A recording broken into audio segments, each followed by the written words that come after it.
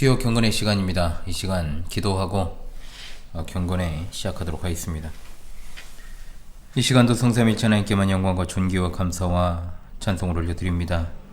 주일 지난 3일간도 하나님께서 친히 자기 백성의 삶을 인도하여 주시옵고 2023년 마지막 주 마지막 네 번째 수요일입니다.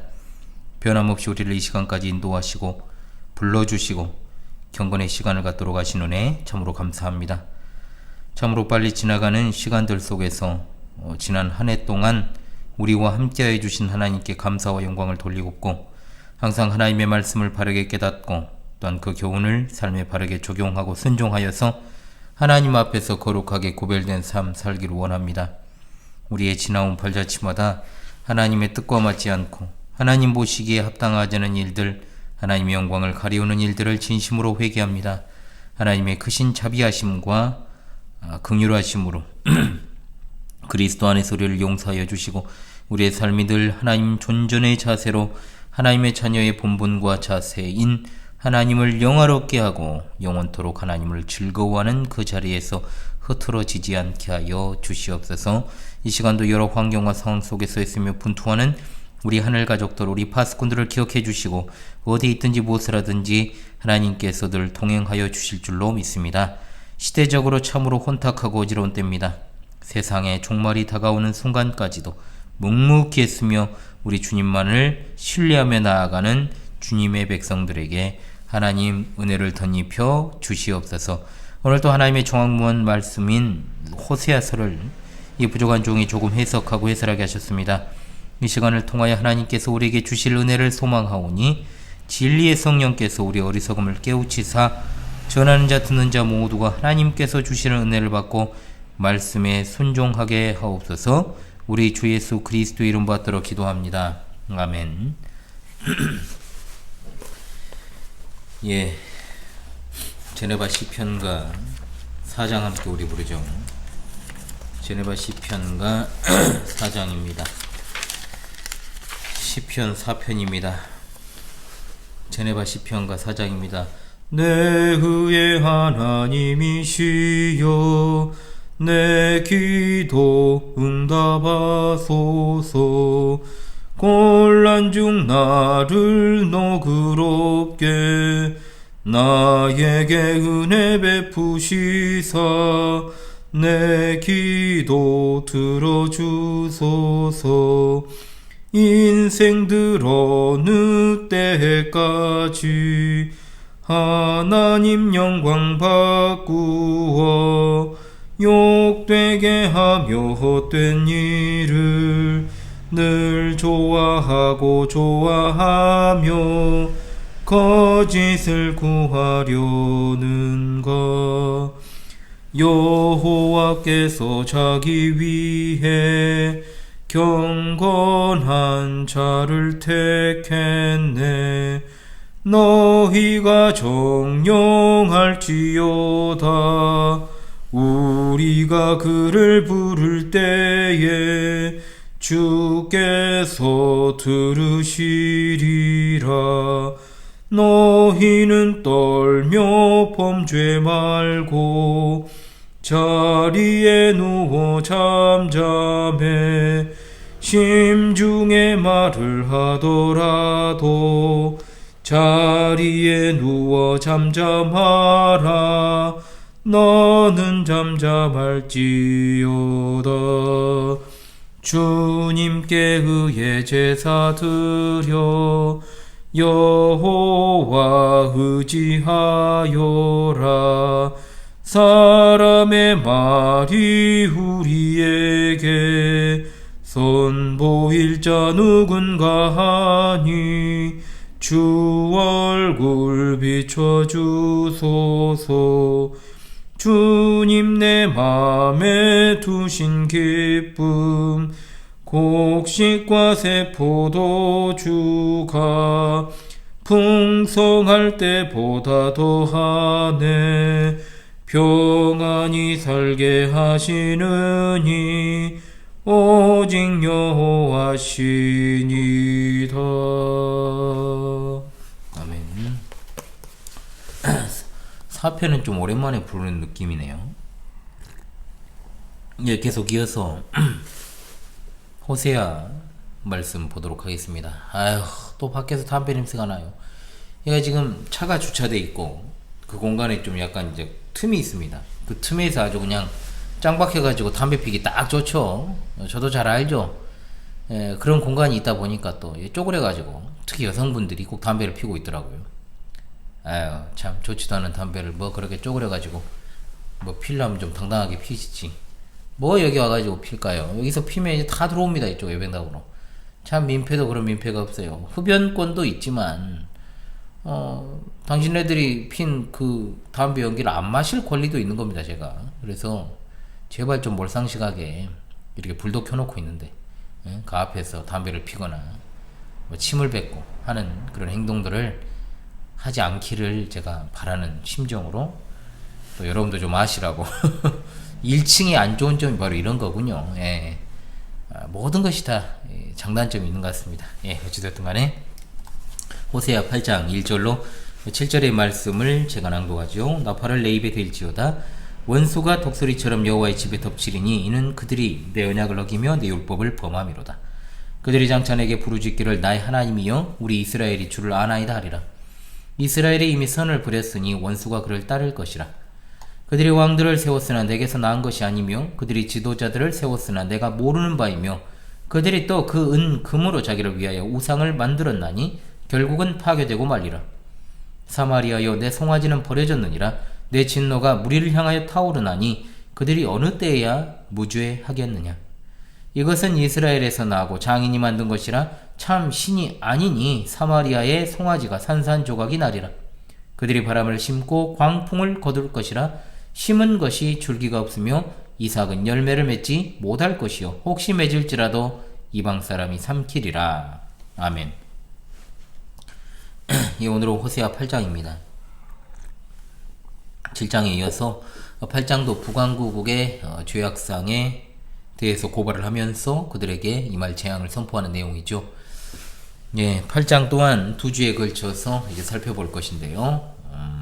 첫 번째 단락에서는 심판의 말씀과 잠깐만요. 죄송합니다. 하나님의 율법을 어긴 이스라엘이 언급이 되고 마지막 부분인 11절에서 14절에서도 제단 그리고 제물과 더불어서 하나님의 율법을 어긴 이스라엘이 언급이 됩니다. 그런 점에 있어서도 8장의 첫 부분과 끝 부분이 이제 맞물리고 있음을 알게 됩니다. 1절로 3절의 내용은 하나님의 언약과 율법을 어긴 여호와의 집에 대한 고발과 심판에 관한 내용으로 이루어져 있습니다. 자, 1절의 상반절의 말씀은 나팔을 이제 속히 불라는 것인데, 자, 나팔을 분다고 하는 것은 준비 중인 무엇인가가 움직이기 시작한다는 것을 나타냅니다. 대기를 하고 있던 우군을 위한 행진 신호일 수도 있고, 멀리서 진격해온 적군을 본 파수꾼의 경고 나팔일 수도 있죠. 자, 어찌되었든 전쟁이 그 배경이 되는 것은 틀림없다라고 하는 겁니다.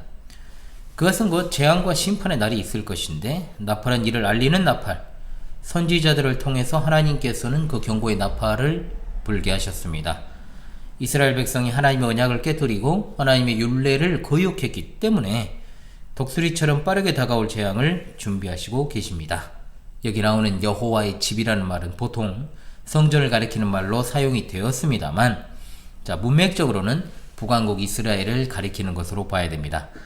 이스라엘 땅이 여호와의 집이고 여호와의 땅입니다.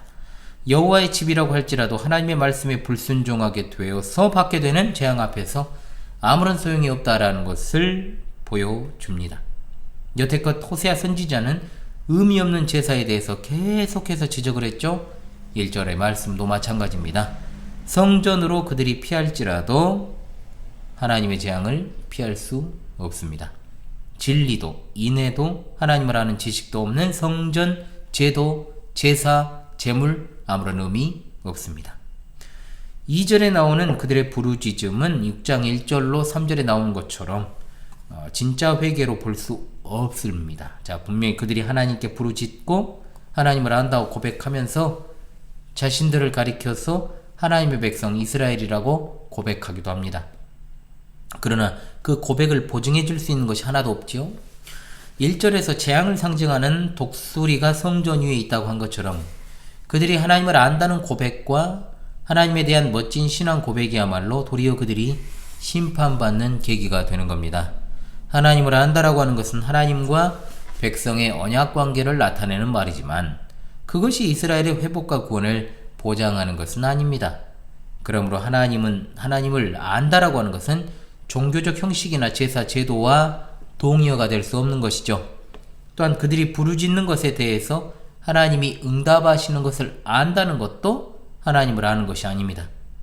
신앙 고백, 부르짖음, 예배, 종교적인 실천 등등에 따라 평가하는 것이 아니죠. 지금 이 시대도 마찬가지입니다. 오로지 호세아서를 비롯한 선지자들을 통한 여호와 하나님의 평가의 기준은 그들의 현실적인 삶입니다. 그 국가의 정치 현실입니다. 외교 관계였습니다.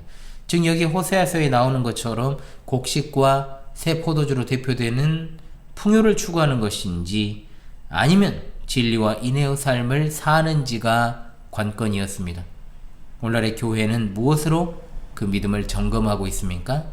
어떤 행위적인 것으로 믿음과 신앙의 척도로 삼은지 꽤 오래 되어 버린 것 같아요. 사실은 눈에 보이는 것들로. 참으로 우리가 하나님을 알고 하나님이 우리를 구원하셨음을 믿는다면 우리가 교회 안에서 어떻게 인애의 삶이 실천이 되고 있는지, 어떻게 삶 가운데서 이웃과 진리의 관계를 맺고 있는지, 어떻게 하면 세속적인 현실에 대해서 신앙의 관점에서 접근하는지를 돌아볼 때입니다. 또한 예배를 강화하는 것을 우리의 불순종을 퉁친다 그러죠. 상쇄시키려고 하진 않는지 잘 돌아보아야 한다는 겁니다. 그러나 그럼에도 불구하고 우리가 놓치지 말아야 될 것은 언제나 신앙의 타락은 바르지 않은 신학으로부터 시작되었다라는 점입니다. 신학교의 타락은 목사의 타락을 가져오고 목사의 타락은 교회의 타락을 가져오죠. 바르지 않은 신신학, 자유주의, 성경 비평학의 영향을 받은 자들이 신학교 교단에서, 교회 강단에서 가르치는 그 현실, 신앙과 삶의 타락을 불러일으켰습니다. 또한 신앙과 신학이 타락한 상황 가운데서 아무리 예배의 갱신을 외치고 교회 개혁을 부르짖어도 그것은 돌에다가 대고 외치는 것과 똑같은 무의미한 행동일 뿐입니다. 하나님을 알아도 바르게 아는 것이 첫 번째요. 바르게 그것을 아는, 그것을 실천하는 것이 또한 핵심인 줄을 믿습니다. 3절에서 이스라엘이 행한 일은 완료형입니다. 원수들이 행한 일은 미완료입니다. 그래서 서로 적절하게 이제 대조를 이루고 있죠. 이스라엘은 선을 버렸습니다. 그래서 원수들이 그를 뒤쫓습니다. 하나님을 향해서 부르짖고 하나님을 아는 것에 대해서 고백하고 그리고 이스라엘이란 정체성의 확인이 있었으나 그들은 현실에서 선을 버렸습니다. 마땅히 해야 할 일을 하지 않으니 그들의 대단한 고백들이 다 허사가 되어버린 것입니다. 교회가 올바른 신앙 고백을 하는 것은 가장 기본이 되는 일이지만 그것이 그저 입술의 고백으로 그치고 실제의 삶은 변화가 되지 않을 때 하나님은 그것을 무척 싫어하십니다. 그러한 교회와 성도들이 되지 않도록 우리가 늘 경계하면서 하나님의 말씀을 현실에서 수행하고 순종하는 일에 힘써야 될 줄로 믿습니다. 아멘. 4절로 7절의 말씀은 이스라엘의 국내 정치와 종교 실상에 대해서 선지자가 고발하는 내용입니다. 4절은 하나님과 상관없이 마음대로 왕을 세우고 지도자를 세운 것을 묘사합니다. 또한 그들이 은과 금으로 그들이 자신을 위하여 우상을 만들었음을 지적합니다. 이 모든 것의 결국은 파괴입니다. 그들끼리 마음대로 왕과 귀족과 집권층을 세우고 기득권들이죠. 이루는 것이나 그들 마음대로 우상을 만들고 정성껏 경배하는 것이나 그 결론은 모두 파괴되는 것입니다. 그들끼리 정말 이스라엘 백성들이 광야에서 금송아지를 만들어 경배한 것부터 이게 이제 시초 발단 아닙니까? 우상의 본질이라는 게 뭡니까 여러분? 바로 자기들을 위하여 만든 신이라는 겁니다. 금과 은이라고 하는 것, 즉 물질이라는 것이죠. 돈이라고 하는 것은 언제나 욕망의 대상인데 그 금과 은을 아낌없이 내어놓아 만든 우상은 그야말로 자신들의 모든 욕구와 요구를 이루어줄 대상이 되는 거죠. 그러므로 금으로 만든 신은 모든 욕망을 대변하는 도구가 됩니다. 이 북왕국의 왕들은 모두가 다 하나님의 뜻과 상관없이 자기들 마음대로 등장한 자들이죠. 그렇지 않습니까? 사람들이 은과 금으로 우상을 만든 것과 자신들의 욕심을 채워줄 왕과 귀족을 세운 것이나 모두가 다 자신들의 만족을 위한 것입니다. 오늘날에도 많은 사람들이 위정자를 세우려고 투표할 때 다 자신들의 이익을 위해 투표하지 나라의 현재와 장래를 위해 투표하지 않습니다. 그러나 이런 것조차도 이미 물 건너간 것 같아요. 왜냐하면 진짜로 자신들의 이익을 위해서 투표해야 한다고 한다면 좌우로 불려지는 기득권들 어느 곳에도 투표하지 않는 것이 사실은 정상이거든요. 왜냐? 그들은 절대로 나 자신의 이익을 위해서 움직이지 않기 때문입니다. 그야말로 정말로 안타까운 현실이죠. 자, 선지자는 우상이나 권력이 그저 탐욕의 대상일 뿐이요 그 끝은 파괴라고 단호하게 선포하였습니다. 이렇게 일부 계급의 이익을 위해서 등장한 권력이 어떻게 파괴되고 멸망에 이르렀는지를 보여주는 역사적인 사례들이 너무나도 많지 않습니까? 우상 숭배를 멀리한다고 하면서 종교의 자유가 있는 대한민국에서 다른 종교를 극도로 대적하고 배척을 했지만 참으로 불의하고 탐욕스러운 정권에 대해서는 침묵을 지키는 일들이 있었죠. 이것은 그야말로 선을 멀리하는 자세라고 볼 수 있습니다.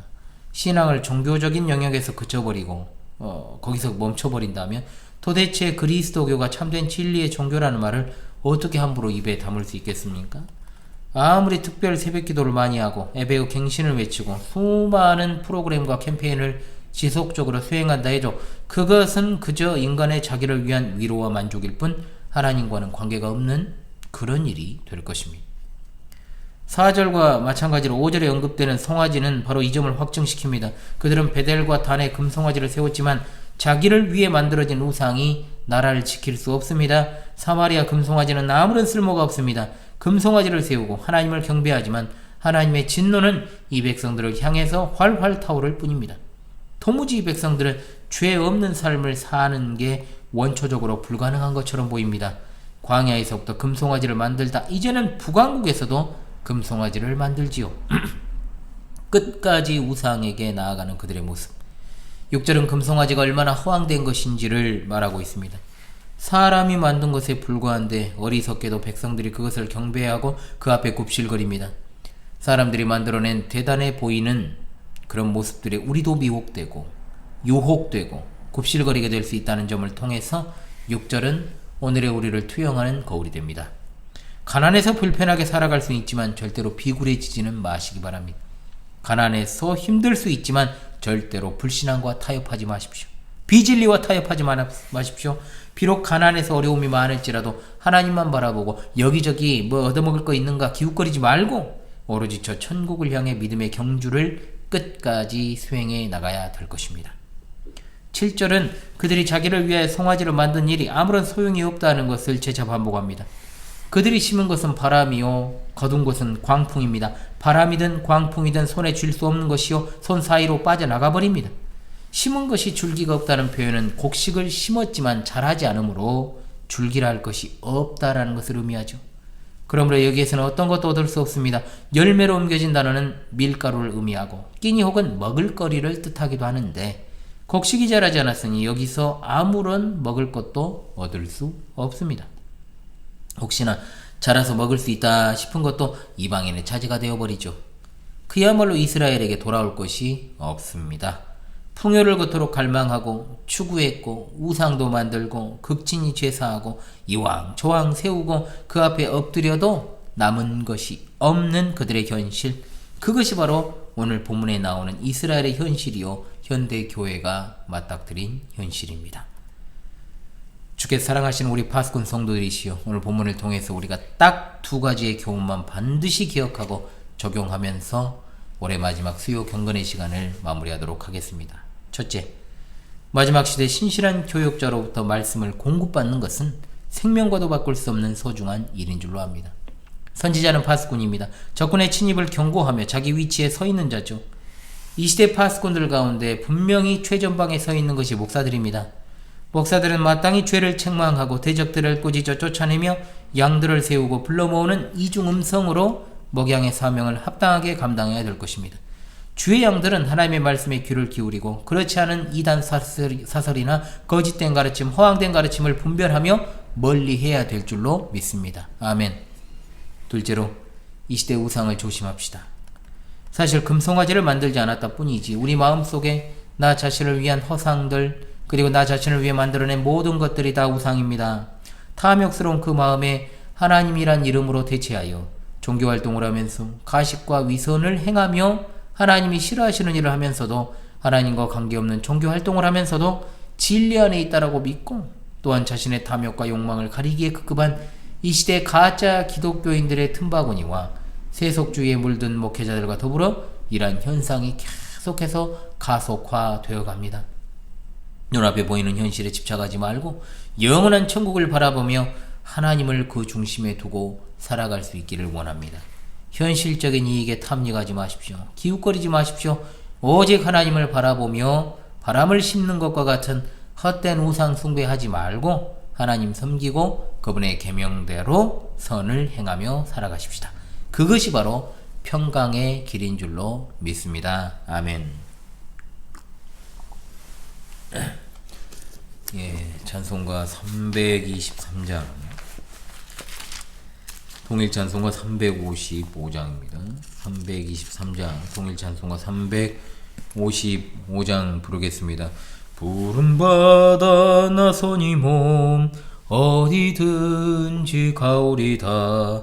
괴로우나 즐거우나 주만 따라 가오리니 어느 누가 막으리까. 죽음인들 막으리까. 어느 누가 막으리까. 죽음인들 막으리까. 아골골짝 빈들에도 복음 들고 가오리다. 소돔 같은 거리에도 사랑 안고 찾아가서 종의 몸에 지닌 것도 아낌없이 드리리다. 종의 몸에 지닌 것도 아낌없이 드리리다. 존귀 영광 모든 권세 주님 홀로 받으소서. 멸시천대 십자가는 제가 지고 가오리다. 이름 없이 빛도 없이 감사하며 섬기리다. 이름 없이 빛도 없이 감사하며 섬기리다. 아멘. 예, 여러분 2023년 마지막 주 이제 12월 네 번째 수요일입니다. 우리 현월TV 진리 파수꾼 여러분, 주일 지난 3일간도 하나님의 은혜 가운데 잘 보내셨습니까? 올해 이제 4일밖에 안 남았네요. 주님의 은혜와 평강을 간절히 구합니다. 오는 주일은 이제 마지막 주일이자 마지막 날입니다. 참 뜻깊은 것 같아요. 이럴 때마다 제가 목회하면서 12월 31일이 주일이었던 것은 목사가 되고 나서요. 그리고 광주 신실한교회를 담임하면서 12월 31일이 주일이었던 것은 지난 2017년 이후에 두 번째인 것 같습니다. 찾아보니까 2006년에도 12월 31일이 주일이었더라고요. 그러니까 한마디로 말하면 날이면 날마다 오는 그런 의미 있는 마지막 날, 마지막 주일이 아니라는 겁니다. 한 해를 잘 정리하고요. 한 해 동안 변함없이 함께 해주신 우리 현월TV 파수꾼 성도들과 29일 금요일 밤 마지막 12번째 파밤을 보낼 수 있기를 원합니다. 29일만큼은 한 해를 정리하는 시간인 만큼 꼭 모든 파수꾼들 함께 해주시고요. 활발한 소통이 있는 시간을 좀 가졌으면 좋겠다라는 생각을 해봅니다. 원래 11번째 팝업 내용을 정리해서 목요일에 올리려고 했습니다. 그런데 지난 독서 캠프 영상이 먼저인 것 같아서요. 연기했습니다. 그래서 어찌됐든 그 영상 꼭 올릴 테니까요. 좀 죄송스럽게 생각합니다. 이 영상이 올라갈 때쯤에는 저는 출타 중일 것 같습니다. 8월 이후에 단 한 번도 제가 혼자 출타해 본 적이 없어요. 연말에는 한 번쯤은 좀 나가고 싶었는데 기회가 돼야 말이죠. 그렇다 해가지고 아내한테 모든 육아를 맡겨놓고 갈 수도 없는 현실입니다. 양심상 그렇게 못하죠. 또 해주지도 않아요. 그래서 그런 마음도 없지만 제가 마음이 불편해서도 그렇게는 못합니다. 제가 그래서 좀 제가 출탄하는 이유는 이제 좀 한 해를 좀 정리하고 내년도에 좀 구상들을 좀 하면서 머리도 좀 식히고 좀 해야 되는데 그럴 기회가 없으니까 삶이라는 게 그랬는데도 기회가 나와서 이제 나갔다 옵니다. 전 일을 위한 나갔다 오는 거지 뭐 나간다 해가지고 뭐 놀거나 뭐 그런 것도 없어요. 그래서 모두 한 해 잘 정리하시고요. 내년도에도 더욱 신앙에 있어서 진일보가 있기를 원합니다. 여러분 험악한 시대에 신실한 믿음 지키시고요. 남은 한 주간도 늘 평안하시기를 바라옵습니다. 자, 기도하고 수요 경건회를 마치도록 하겠습니다. 기도합니다. 하나님 아버지 참으로 감사합니다. 이스라엘이 같은 죄악상을 보면서 우리 자신을 돌아보게 하시고 하나님의 말씀에 귀 기울이는 마지막 시대에 살아가는 백성들 그리고 배도와 불신앙이 난무하는 시대상 속에서 고군분투하는 충성스러운 주의 사자들이 다 되게 하시고 또한 바람을 심는 것과 같은 마음속의 우상들과 우리 눈앞에 보이는 현실적 이익들 앞에서 타협하거나 혹여 비굴해지지 않게 하시고 오로지 하나님의 말씀에 순종하며 그 계명에 입각하여 살아가는 하나님의 온전한 백성들로 다 세워 주시옵소서. 주의 교회를 끝까지 지켜주시고 바스콘의 사명을 잘 감당하게 하시기를 원합니다. 이 밤에도 변함없이 평안한 밤 주시고 쉼을 주시며 밝은 새 아침을 열어주시고 남은 이제 한 주간의 삶 또한 한 해를 정리하는 가운데서도 늘 함께하여 주시기를 원합니다. 어려운 삶과 환경과 그리고 병상에서 치료와 회복 가운데 있는 성도들을 특별히 어루만져 주시고 이들의 삶의 애환과 고통을 살피사 위로하시며 회복시켜 주옵시고 늘 평안으로 인도하여 주옵소서. 이 시대에 잃어버린 양들이 여러 이유로 목자 없이 방황하는 양들이 주님의 품 안에서 위로와 평안을 누리게 하여 주옵시고 저 천국에 대한 소망을 가지고 살아가되 속히 주님 목장을 허락하여 주시고 울타리 안에서 보호받게 주님 인도하여 주시옵소서. 다음 세대 우리 어린 자녀들을 위해 기도합니다. 이 험악한 시대 마음과 삶을 지켜주실 줄로 믿사옵고 믿음이 흔들리는 연약한 자들이 굳건하여 지게 하시며 속히 정신을 차리고 회개하고 돌아와 주님의 은혜로 회복되게 인도하여 주시옵소서. 다가오는 새해에 더욱더 주님 향하여 마음이 온전하게 세워지는 은혜가 있게 도와주시옵소서. 속히 오실 우리 주 예수 그리스도의 이름으로 간절히 기도합니다. 아멘.